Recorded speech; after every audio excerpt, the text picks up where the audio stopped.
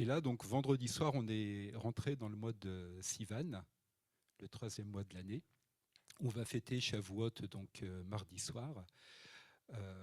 Et donc, entre Pessah, qui marque la fête de la Pâque, la sortie d'Égypte, et Shavuot, le don de la Torah au Sinaï, il y a tout un chemin. Et Pessah, c'est le premier mois, Shavuot, c'est le 3e mois. Ça veut dire qu'au milieu, il y a un 2e mois. Et pendant ce 2e mois, pendant cette traversée du désert, en fait, il arrivait plein de choses aux Israélites dans le désert. Alors Nissan, le 1er mois, ils sortent d'Égypte. Le 2e mois, qui s'appelle Iyar, ils traversent le désert, ils arrivent au Sinaï. Et le 13e mois, Shavuot, ils sont au Sinaï. Et c'est là que Moïse va recevoir le don de la Torah. Donc pendant cette traversée dans le désert, Dieu les a conduits à une nouvelle relation avec lui, à une nouvelle révélation de qui il est. Il a révélé des secrets de qui il est vraiment au travers de ses noms. Il y a des révélations très fortes des noms de Dieu dans toute cette traversée du désert.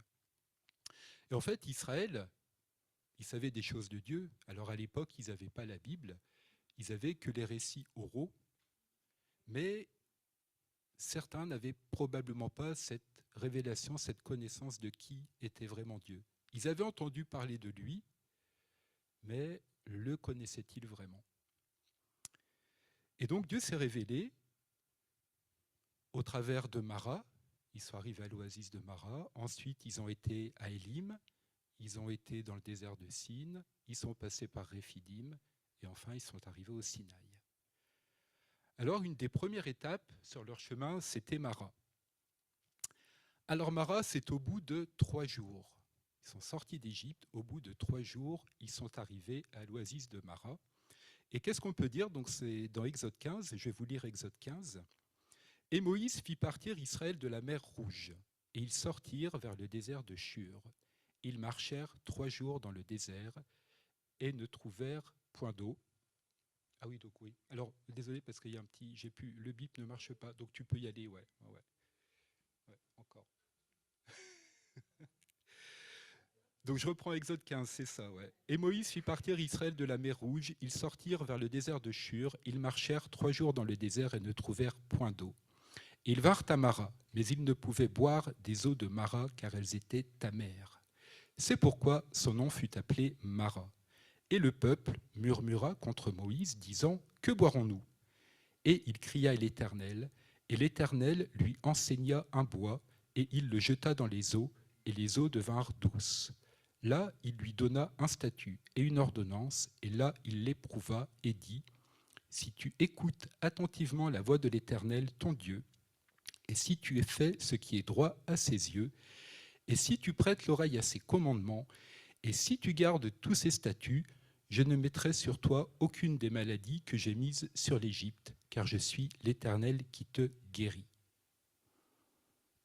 Donc là, on voit qu'au bout de 3 jours, ils murmurent contre Moïse, mais en fait, quand on lit l'Écriture, ils ont commencé de murmurer bien avant. Au moment où ils allaient franchir la mer Rouge, ils râlent. C'est ça, ils disent : « Mais est-ce parce qu'il n'y avait pas de sépulcre en Égypte que tu nous as emmenés pour mourir dans le désert ?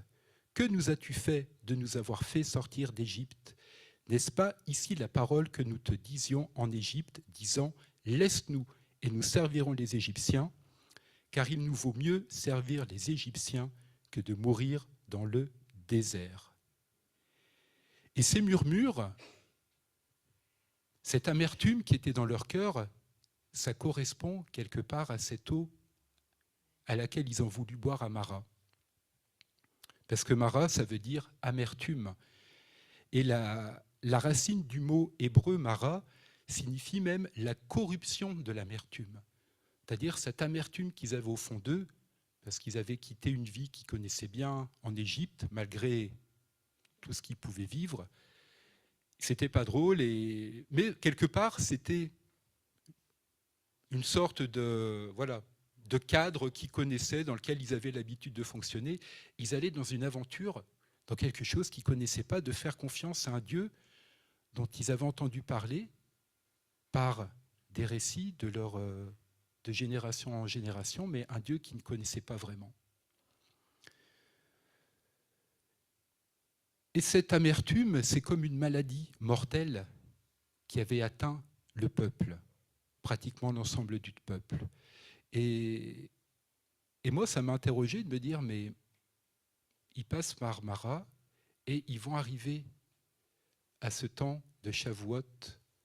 Et c'est comme si le Seigneur disait, mais avant d'arriver à Shavuot, il faut vraiment traiter encore l'amertume pour recevoir pleinement ce que le Seigneur a donné à Shavuot.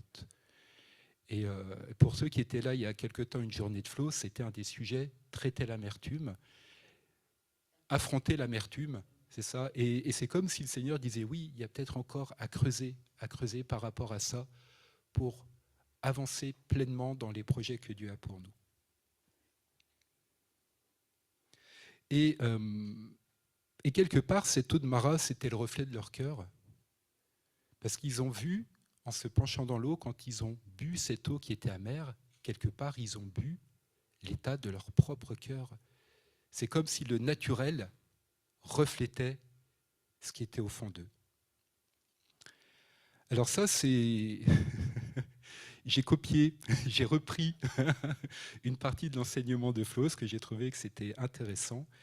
L'amertume est une racine qui est difficile à voir, qui est ancrée profondément et qui pousse sans cesse. C'est comme la mauvaise herbe, et elle va rentrer par un non-pardon, par une situation qui a pu nous blesser, nous offenser, et sur le coup, on ne va pas s'en occuper, et elle va développer ses racines, elle va creuser ses racines, elle va se développer tranquillement. Et ces racines, elles vont se développer, s'attacher au cœur. Alors, ce poison mortel, il va nous amener dans la confusion. Il va nous empêcher de vivre pleinement, de jouir des bénédictions que Dieu il a pour nous. Il va nous tenir dans une incapacité à louer Dieu, éloignés de Dieu. Et ça va même plus loin, ça va nous conduire jusqu'à la mort. Ça peut nous conduire jusqu'à la mort, jusqu'à nous éloigner de Dieu complètement, puisque cette amertume nous empêche de le voir réellement. Et on connaît tous Hébreux 12-15, et je vais le relire. « Veillant de peur que quelqu'un ne manque de la grâce de Dieu, de peur que quelques racines d'amertume, bourgeonnant en haut, ne vous troublent, et que par elles, plusieurs ne soient souillés. » Donc l'amertume, ça nous souille individuellement, mais elle a aussi des répercussions, cette amertume, sur ceux qui sont autour de nous, sur le corps, l'Église qu'on peut être. Elle se manifeste par des comportements, par des paroles, par des attitudes, et elle va avoir un impact au-delà de ce qu'on peut parfois imaginer. Donc cette eau de Mara était la manifestation terrestre du problème dont souffrait le peuple d'Israël. Et le Saint-Esprit, je crois, veut vraiment encore nous montrer, nous révéler en nous ce qui a pu être, ce qui a pu amener une graine, une racine d'amertume. Et ce matin, je pense qu'on peut chacun faire un petit check-up au fond de nous, mais Saint-Esprit, montre-moi encore et encore des zones de non-pardon, des zones d'injustice, parce que parfois on peut vivre des situations injustes et rester sur cette injustice qui va produire cette amertume dans nos cœurs. Et donc les Israélites avaient besoin d'être guéris de cette amertume. Et le moyen que Dieu a donné, c'était un morceau de bois pour guérir l'eau, pour la rendre douce. Et j'ai beaucoup aimé la traduction Darby que je vous ai lue un peu plus haut, où Darby il écrit que l'Éternel enseigna un bois à Moïse. Enseigna un bois, ça veut dire qu'il lui a parlé. Alors Moïse avait eu la révélation de Yeshua dans le buisson ardent, et quelque part il connaissait Yeshua. Et ce bois, ça veut dire qu'il enseignait. Moi, j'ai imaginé, je me dis, mais Dieu, il a montré à Moïse la rédemption, le plan de rédemption avec cette croix, ce bâton, parce que ce n'était pas une croix comme nous on la connaît, comme celle que j'ai autour du cou. La croix, c'était un bâton auquel les hommes étaient crucifié. Et Dieu a instruit Moïse sur cette œuvre de rédemption. Il le dit, c'est par un bois que je peux apporter la délivrance, que je peux apporter la guérison. C'est par cette œuvre de Jésus mort sur le bois que la guérison de l'amertume peut se faire. Et il lui a montré à Moïse que seul le bois, donc la croix, avait ce pouvoir de transformer l'amertume en douceur. Et aujourd'hui, c'est cette œuvre de la croix dans nos vies, c'est de le reconnaître, c'est de laisser Christ toucher nos vies pour nous délivrer, pour nous guérir, pour chasser encore tous ces esprits méchants qui sont attachés à l'amertume, qui va nous permettre de rentrer pleinement dans ce qu'il a pour nous. Et donc, à Mara, le Seigneur a révélé un de ses noms, Adonai Rapha, l'Éternel qui te guérit. Et la racine du mot guérison dans Rapha, ça veut dire réparer, recoudre. Donc on a besoin de réparation. Si on a besoin d'être recousu, c'est qu'à un moment, il y a eu une déchirure en nous qui fait peut-être que l'amertume aussi a pu rentrer. Et Dieu a guéri cette amertume pour que le peuple puisse à nouveau lui faire confiance. Alors, après avoir passé cette étape de Mara, la prochaine oasis, c'était Élim. Alors, Élim, c'est un endroit merveilleux où il y avait 12 fontaines d'eau, 70 palmiers. Et ils campèrent là auprès des eaux. Alors après Mara, un oasis merveilleux, quelque part dans le désert, trouver ça devait être extraordinaire. Et ce qui est intéressant, c'est que dans la parole, il n'y a qu'une ligne sur Élim. On se dit, mais qu'est-ce qu'il a fait le peuple ? Est-ce que face à ce que Dieu leur donnait, leur cœur était dans la reconnaissance, dans la gratitude ? On ne sait pas. C'est très court de se dire, tiens, un lieu de bénédiction, mais un vrai oasis pour le peuple, avant de continuer leur périple dans le désert. Et leur périple, il se poursuit dans le désert de Sin.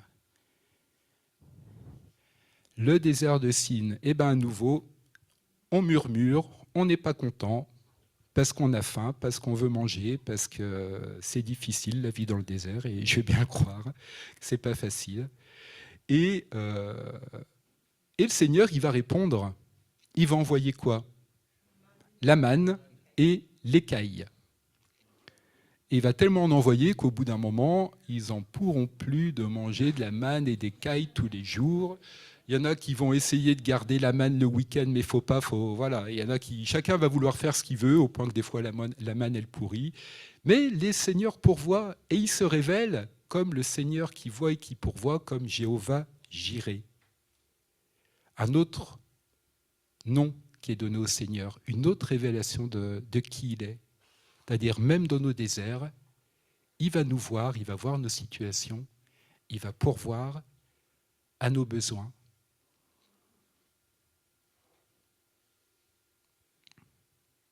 On continue plus loin, on arrive à Réphidim. Alors Réphidim, c'est la bataille contre les Amalécites, où Moïse se tient en haut de la colline, Aaron et Hur qui portent ses mains dans la bataille. Quand Moïse est fatigué, qui baisse les mains, Josué et Israël perdent contre Amalek. Et quand les mains de Moïse sont élevées, c'est Josué et Israël qui gagnent contre Amalek. Amalek qui n'est qu'une représentation de Satan. Et là, il y a ce combat qui fait rage et il y a le Seigneur qui se révèle comme Adonai Nissi, le Seigneur, ma bannière et victoire. Et cette bannière et cette victoire en lien avec une guerre spirituelle. Et Dieu a donné la victoire ici à Israël contre Amalek, mais Dieu a aussi déclaré la guerre contre Amalek à perpétuité. Donc l'Éternel, ma bannière, en cherchant un peu, c'est pas que la bannière qu'on lève. Parce que la bannière, Nissi, Nes, ça veut dire une étendard, ça veut dire une enseigne, ça veut dire un signe, mais aussi ça peut vouloir dire porter, soulever, élever. Et j'ai mis cette image parce que dans Nombre 21:8, on parle du serpent d'airain, où le serpent, il était mis sur un poteau. En hébreu, c'est Nes, N-E-S, de Nissi. Et ce n'est pas simplement une bannière ou un drapeau, le serpent d'airain, mais c'est comme un miracle, un signe surnaturel qui est élevé pour que le peuple tourne les yeux vers ce signe et soit guéri. Donc on a vu Adonai Rapha, Jéhovah Jireh, Adonai Nissi, et c'est dans le désert, dans cette traversée difficile du désert, que Dieu s'est révélé. Dieu s'est fait connaître à son peuple. Il est celui qui guérit, il est celui qui répond à chacun de mes besoins, il est ma bannière de victoire sur tous mes ennemis. Et ça, il se révèle ainsi avant d'arriver au Sinaï, avant de rentrer dans ce mois de Sivan, avant de fêter cette fête de la Torah, cette fête de la Pentecôte. Alors le mois de Sivan, dans lequel on est rentré,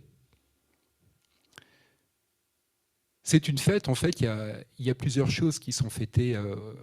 Il y avait la récolte du blé, le don de la Torah, puisque c'est à ce moment-là que l'Éternel a donné la Torah sur le mont Sinaï à Moïse. Et pour nous, c'est aussi la fête du don du Saint-Esprit, dans Acte 2. Et ce mois de Sivan, il représente un mois d'alliance, où Dieu rentre en alliance avec Israël, mais quelque part, Dieu rentre aussi en alliance avec nous quand il envoie le Saint-Esprit pour sceller quelque chose dans nos cœurs, dans nos vies, pour notre destinée. Donc ce mois de Sivan, c'est un mois de don.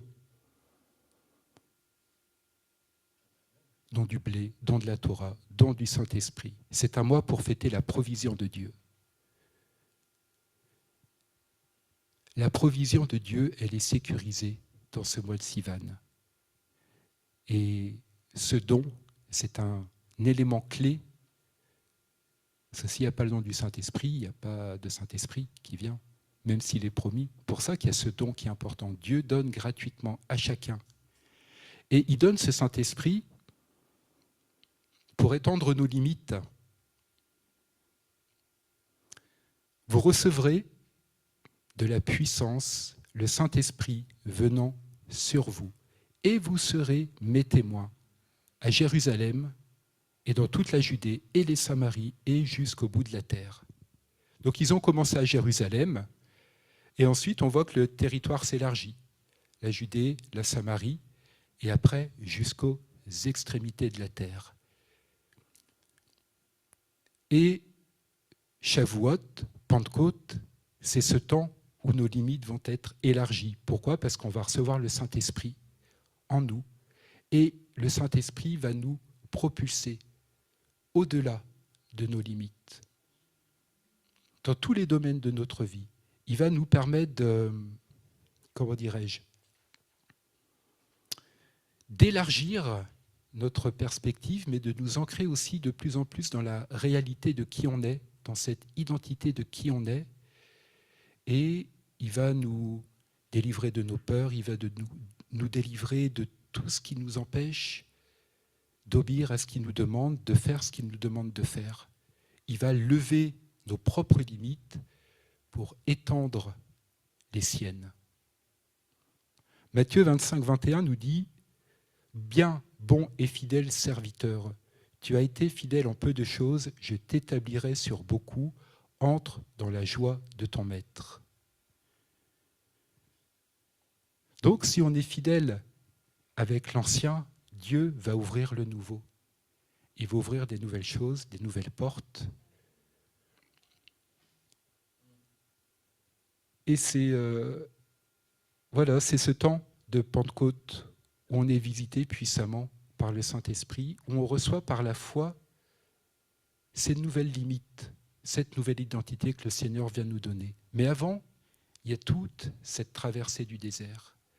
Avant, il y a toutes ces étapes de révélation du nom de Dieu où il nous dit, mais peut-être qu'il y a encore quelque chose dans ta vie dont tu as besoin d'être guéri, délivré, pour que j'élargisse encore et encore et encore tes limites. Dans Acte 2, quand l'Esprit est tombé sur eux, la porte pour la moisson a été ouverte.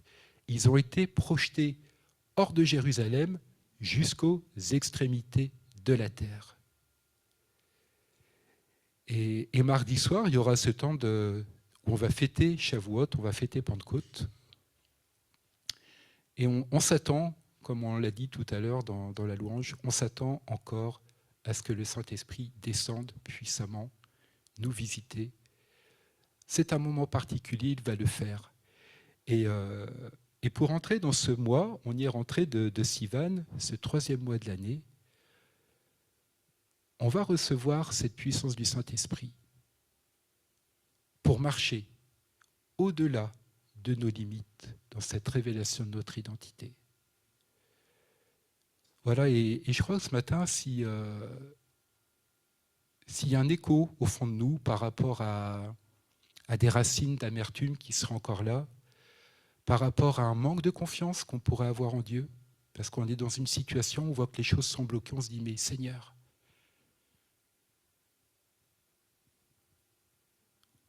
on peut se tenir dans la prière, on peut se tenir dans une intercession pour gagner ce combat contre l'ennemi.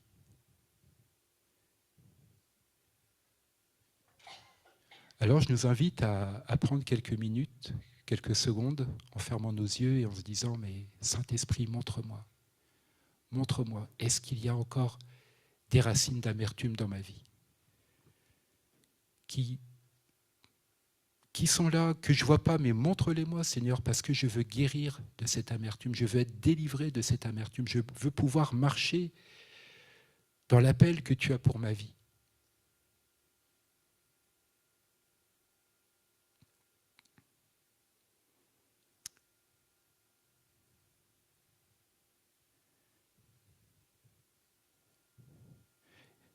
Et je nous invite à nous lever.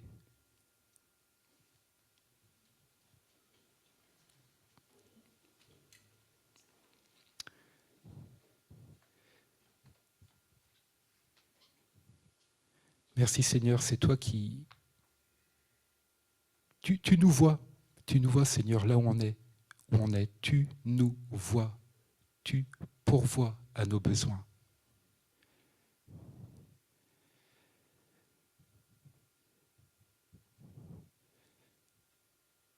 Merci Seigneur Jésus de nous montrer, de nous révéler ce chemin, où on en est dans le désert, où on se situe dans ce désert. Avec ce que tu viens de nous partager, en fait, il semble que Dieu essaye de nous dire, en tous les cas, à son peuple, c'est ce qu'il a essayé de leur dire, mais c'est quand que vous allez me faire confiance? Et au fond, ce bois, c'est une partie de l'arbre, hein, le bois, ça...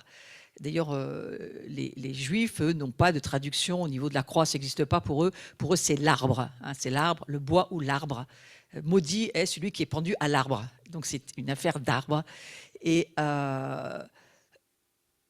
le peuple, à chaque fois, le peuple de Dieu, il fait de son mieux, mais c'est très compliqué. Tout ce chemin dans le désert est véritablement difficile pour eux. Et ça aurait peut-être été très difficile pour nous aussi. Nous, aujourd'hui, on a les écrits, on a évidemment beaucoup plus que ce qu'ils avaient.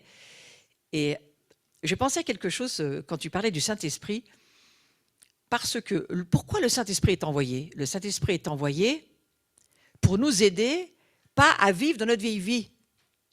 Nous, on est censé être morts avec Christ sur la croix à notre vieille vie, à cette vie qui râle, qui est incrédule, qui n'arrive pas à croire, qui n'arrive pas à comprendre les choses spirituelles. Ce vieil homme-là, il est mort avec Christ sur la croix, si nous sommes nés à nouveau. Si vous êtes nés à nouveau, ce que je vous dis, vous devriez le savoir. Sinon, s'il vous plaît, revenez dans l'école de disciples ou allez réécouter des enseignements sur ce que ça veut dire qu'être né à nouveau. Mais le Saint-Esprit, lui, il est envoyé parce qu'on est né à nouveau et que la nouvelle vie la nouvelle naissance que nous ne sommes plus des pécheurs, mais nous sommes des... C'est pour ça qu'on peut vivre avec l'Esprit. L'Esprit est saint et il ne peut gouverner qu'un esprit saint. Donc le Saint-Esprit, il est là parce que dans notre nouvelle vie, nous sommes des saints, nous ne sommes plus des pécheurs. Le Saint-Esprit, il va convaincre le saint que nous sommes, que nous avons encore des péchés, que, comme l'a dit Christophe, si vous dit quelque chose concernant l'amertume, laissez-le vous parler, il va vous enseigner toutes choses. Le Saint-Esprit nous enseigne. Mais c'est le gouvernement de la nouvelle création, le Saint-Esprit. Il ne peut gouverner l'ancienne création, qui, elle, ne comprend rien de l'Esprit Saint, ne comprend rien des choses spirituelles. Donc il faut bien saisir que cet enseignement-là, il est fait pour des gens qui ont saisi qu'ils ne sont plus gouvernés par leur vieille nature, mais qu'ils sont saints, avec encore quelques problèmes résiduels de leur chair. Ce n'est plus une affaire de nature, c'est une affaire de chair. Et la chair, bah, c'est mauvais, la chair. Ah, j'aime pas ça. Ah, je veux pas ça. Ça, c'est la chair qui a ses goûts et ses désirs qu'il faut aligner à la sainteté. Donc cet Esprit Saint qui nous est envoyé, il nous est envoyé parce qu'il veut, le Seigneur, nous donner tous les moyens, et donc il nous donne son Esprit pour qu'on puisse vivre par l'Esprit, pas par autre chose. Et donc ce matin, moi, ce que j'aimerais juste proposer sur ce que tu viens de nous amener, Christophe, c'est, et tout le monde va se lever, j'en suis sûre, qui veut plus de l'Esprit Saint? Ben voilà. Hein. Et donc c'est pour ça qu'on a aussi eu ce temps d'adoration au début de la célébration, parce que Seigneur, nous voulons beaucoup plus de toi. Et c'est la prière que moi je ferai là. Je dirais, Seigneur, nous voulons beaucoup plus de toi. Nous avons besoin, au fur et à mesure de ce que nous mûrissons, et pas pourrissons, ça n'a rien à voir, hein, nous mûrissons et nous voulons beaucoup plus de toi, et nous nous attendons à toi. Et pour cela, vivons dans l'adoration. Vivons dans la louange, vivons dans ce que Dieu a essayé de leur expliquer pendant les 40 ans là, et que franchement, ben, toute la génération, la première génération, il y a, à part d'eux, personne n'a entendu ce que Dieu essayait de dire. Et est-ce que nous, dans la nouvelle génération que nous sommes, nous allons entendre? Levez-vous s'il vous plaît. Seigneur, nous entendons. Nous entendons ce que tu nous dis. Nous entendons que nous avons l'Esprit Saint en nous. Nous sommes donc, comme dirait Bill Johnson, inexcusables de ne pas y arriver. Que pardonnons-nous les petites difficultés que nous traversons, mais nous sommes inexcusables parce que nous avons l'Esprit Saint. Et que l'Esprit Saint, il vit en nous. Et que nous voulons, Saint-Esprit, te dire, tu es notre gouvernement. Et nous voulons nous soumettre à toi. Et nous voulons te suivre. Et nous te voulons. Et nous te voulons encore et encore et encore. Et c'est pour cela que nous n'en aurons jamais assez. Parce qu'on n'a jamais assez du Saint-Esprit. Et que, au fond de nous, c'est notre cri. Viens, Saint-Esprit, viens. Veni, c'est ça. J'aime bien ces petits mots latins parfois. Dis ça avec moi. Viens, Saint-Esprit. Je veux te ramener avec moi et je veux continuer à marcher avec toi. Tu es avec moi dans ma vie. Je suis inexcusable lorsque je tombe dans le doute ou la crainte ou je ne sais quoi. Mais non, on a l'Esprit Saint en nous. Et le Seigneur, il a vraiment...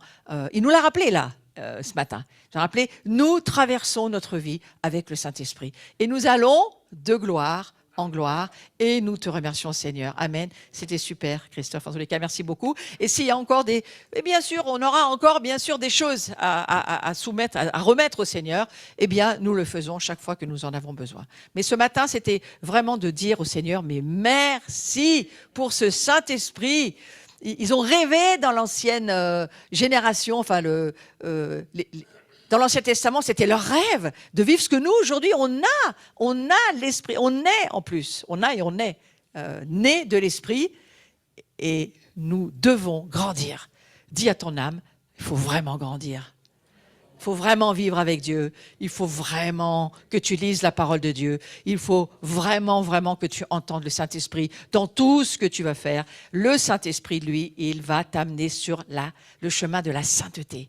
Ouais. Et Amen, Seigneur. On est tellement contents de pouvoir vivre cela.